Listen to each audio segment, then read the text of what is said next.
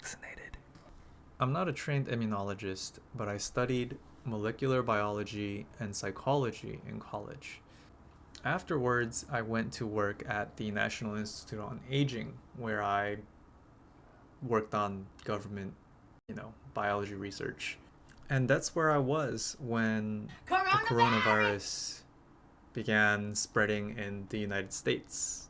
We all locked down in our homes and went insane.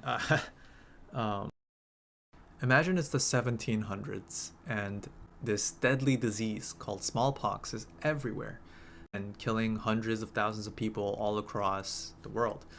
The scientist named Edward Jenner notices something strange. He notices that milkmaids, women who are working with cows, almost never seem to get smallpox. Instead, they get this milder version. They don't even call it smallpox, they call it cowpox. And it's a few sores, really, and nothing like the deadly version of smallpox that's burning through populations and killing and scarring and blinding even. This led him to ask a simple question: what if our immune systems are able to be trained by milder, weaker versions of certain illnesses? If you were exposed to cowpox, your body would know how to better deal with its stronger, more deadly cousin, smallpox. So he tests this idea by taking material from a cowpox sore. It's a little gross, I know, and injects volunteers and waits. The volunteer gets a light sickness and recovers. No big deal. But the crazy part is that later, when the volunteer was exposed to smallpox, nothing happened. This is an incredible discovery. It's humans learning essentially how to biohack themselves for probably one of the first times in history. I think as a scientist, even though I've been out of science for a couple of years, I just feel sadness that medical discovery that has saved millions of lives has been co-opted as this political issue that's being used to divide the American people.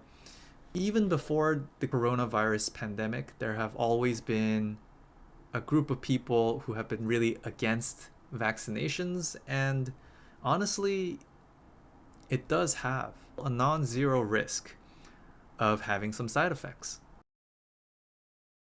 What I do have a problem with is the co-opting of vaccines by conspiracy theorists who are actively harming the health of the American public by tying vaccines and microchips,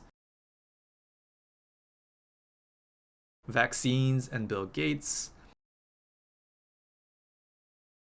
and vaccines and autism.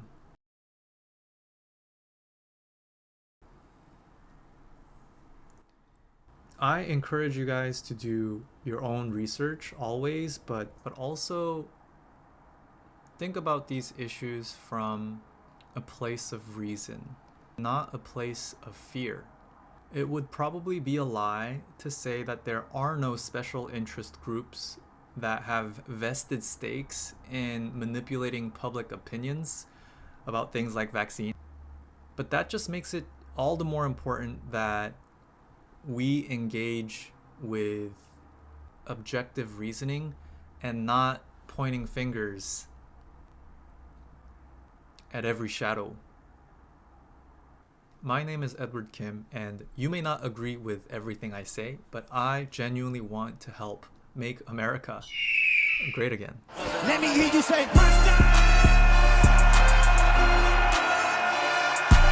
they acting bad, but somebody gotta do it. Got my foot up on the gas, but somebody gotta turn this TV off, turn this TV off.